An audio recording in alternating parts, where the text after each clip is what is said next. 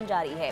घाटी में बड़े पैमाने पर सुरक्षा बलों का सर्च ऑपरेशन जारी है। पुंछ, कठुआ, राजौरी समेत कई जगहों पर अभियान जारी है। बॉर्डर पर घुसपैठ को देखते हुए सुरक्षा बल बेहद अलर्ट नजर आ रहे हैं। तो एलओसी पर अलर्ट है। घुसपैठ की तमाम कोशिशों को नाकाम किया जा रहा है। पुंछ, कठुआ, राजौरी समेत कई जगहों पर सुरक्षा बलों का सर्च ऑपरेशन अब तेजी के साथ आगे बढ़ता हुआ नजर आ रहा है।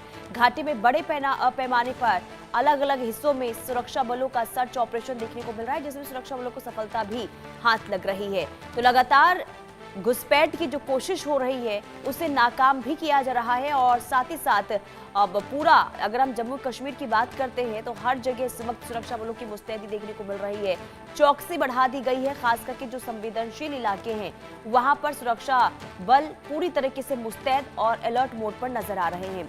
घाटी में 50 से 60 आतंकियों के छिपे होने की जो खबर मिल रही है उसके मुताबिक अब क्योंकि जैसे जैसे ठंड की शुरुआत हो रही है वैसे वैसे सुरक्षा बलों की ओर से ऑपरेशन में और ज्यादा तेजी लाई जा रही है, ताकि जल्द से जल्द इन आतंकियों को पकड़ा जाए, इन्हें ढेर किया जाए और घाटी में अमन शांति बनी रहे। तो जम्मू कश्मीर में सुरक्षा बलों की बड़ी कार्रवाई, सर्च ऑपरेशन और खास करके देखिए दिल्ली ब्लास्ट के बाद से पूरे जम्मू कश्मीर में हाई अलर्ट है और ऐसे में लगातार सुरक्षा बलों की ओर से पैनी नजर हर एक इलाके में रखी जा रही है।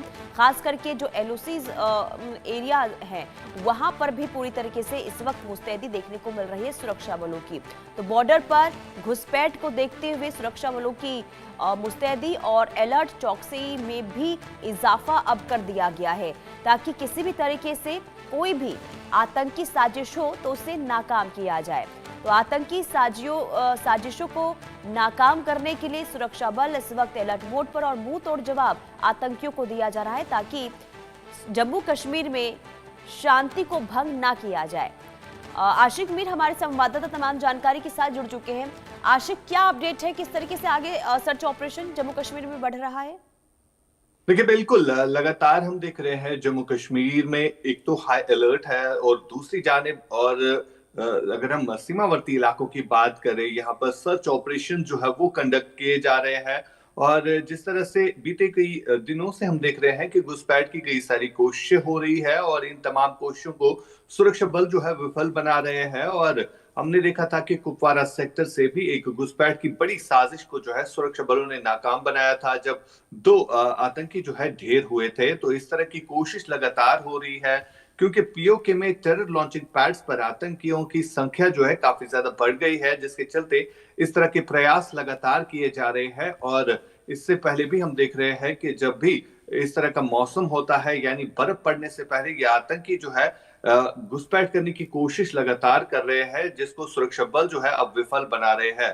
साथ ही साथ कश्मीर घाटी के घने जंगलों में इस समय सर्च ऑपरेशन जो है वो कंडक्ट किया जा रहा है, क्योंकि घाटी में अभी भी 80 से ज्यादा आतंकी मौजूद है, जिनको न्यूट्रलाइज करने के लिए इस तरह के ऑपरेशंस इस समय चलाए जा रहे हैं। हालांकि सुरक्षा बलों को कई सारे चैलेंजेस का सामना भी करना पड़ रहा है, क्योंकि हार्श वेदर है और माइनस में तापमान है और इन इलाकों में काफी ज्यादा जो है चैलेंजेस जो है वो रहते हैं। तो इन सब चैलेंजेस को पार करते हुए जो है अभी तक कई सारे ऐसे बड़े ऑपरेशंस हुए हैं जहां पर कई सारी सफलताएं जो है सुरक्षा बलों को प्राप्त हुई है। यानी जहां पर भी इनपुट मिल रहा है वहां पर जो है सुरक्षा बल इसी तरह का ऑपरेशन कंडक्ट करते हैं, ताकि जितने भी आतंकी बचे कुचे हैं घाटी में उनको जो है न्यूट्रलाइज किया जाए। और कुछ दिन पहले हमने देखा था कि किस तरह से उत्तरी कश्मीर के इलाके में दो आतंकी जो है उन्हें जो है जिंदा पकड़ा गया था। मकसद ये है कि ये आतंकी जो है अब ज्यादातर मूवमेंट करने लगे हैं, क्योंकि जंगलों में, या अगर हम घने जंगलों की बात करें तो सर्दियां काफी ज्यादा बढ़ गई है, जिसके चलते अब ये आतंकी जो है प्लेन्स में आने की कोशिश कर रहे हैं। और 2 दिन पहले हमने देखा था कि उत्तरी कश्मीर के सोपोर इलाके से दो आतंकी जो है जिंदा पकड़े गए थे, जिनसे भारी मात्रा में असला और गोला बारूद भी पकड़ा गया। फिलहाल लगातार इस तरह के ऑपरेशन जो है घाटी में चल रहे हैं, ताकि घाटी में जो है शांति बनी रहे। बिल्कुल। और आशिक, ये भी देखने को मिला है कि पहलगाम में जो अटैक हुआ अब उसके बाद आतंकियों की जो गतिविधियां हैं वो घाटी में बहुत ज्यादा सक्रिय होती हुई नजर आ रही है, तो इसके पीछे की वजह भी समझाइए। और दूसरा ये कि अब क्या ये भी माना जाए कि जो ऑपरेशन सिंदूर के दौरान प्रहार किया गया उसकी बौखलाहट देखने को मिल रही है और यही वजह है कि बार बार घुसपैठ करने की कोशिश आतंकियों की तरफ से हो रही है? देखिए बिल्कुल, जिस तरह से इंटेलिजेंस एजेंसीज को एक इनपुट मिला है कि ये आतंकी जो है पहलगाम जैसी घटना को अंजाम देने की कोशिश फिर से करने लगे हैं, तो हम्म। इन सब के बीच में हम देख रहे हैं कि ये ऑपरेशंस काफी ज्यादा बढ़ा दिए गए हैं। और जिस हिसाब से अगर हम लश्कर और जैश के आतंकियों की बात करें तो इनका यही मकसद रहता है कि घाटी में अशांति जो है वो बनी रहे। यानी हम्म। यहाँ पर अगर हम डेवलपमेंट की बात करें, यहाँ पर अगर आम लोगों के रोजगार की बात करें तो वो उनसे छीनना चाहिए। जिस तरह से पहलगाम अटैक के बाद हमने देखा कि घाटी में किस तरह से टूरिज्म पर काफी ज्यादा असर पड़ा, और साथ ही साथ यहाँ के लोग कहीं ना कहीं उस चीज को लेकर नाराजगी जो है साफ तौर पर जता रहे थे। जब पहलगाम में आतंकी घटना घटी तो खुले तौर पर यहाँ के लोगों ने जो है पाकिस्तान के खिलाफ नारेबाजी की, और ये पहली बार हुआ है कि इस तरह लोग जो है खुलकर सामने आए। और कहीं ना कहीं अब फिर से वही माहौल बनाने की कोशिश जो है इन आतंकियों के द्वारा की जा रही है। लेकिन जिस तरह से सुरक्षा बल इन तमाम तर चैलेंजेस का सामना कर रहे हैं और इन आतंकियों का मुकाबला कर रहे हैं, तो सारी चीजें जो है इन चीजों को सुनिश्चित करती है कि घाटी में शांति जो है वो बनी रहे। फिलहाल सबसे बड़ा चैलेंज अगर सुरक्षा बलों को इस समय करना पड़ता है तो जी। वो एक ओवरग्राउंड वर्कर होता है, क्योंकि ये ओवरग्राउंड वर्कर जो है ये किसी भी जगह पहुंच सकता है। इस पर जो है काफी कम शक हो जाता है। लेकिन जिस तरह से जांच एजेंसियां, सुरक्षा एजेंसियां काम कर रही है, पहलगाम अटैक से अब तक जो है कई सारे ऐसे ओवरग्राउंड वर्कर गिरफ्तार हुए हैं, जिनसे कई बड़े खुलासे भी सामने आए। कई बड़े ऑपरेशंस उनके जरिए जो है, उनके माध्यम से जो है निकाले गए। और यही वजह है कि कहीं ना कहीं जो इन आतंकियों तक मदद पहुंचाने वाले लोग होते हैं तो उन पर हम्म। कार्रवाई करना वक्त की बहुत जरूरत होती है।